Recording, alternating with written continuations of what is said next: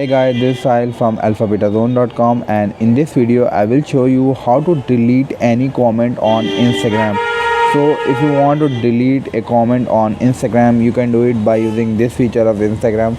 First you need to open that particular post, reel or video in which you want to delete a comment. Like in my case, I had opened this post, and in this post I had approx 20 comment, and if I want to open that particular post, you can see lots of comment will be here.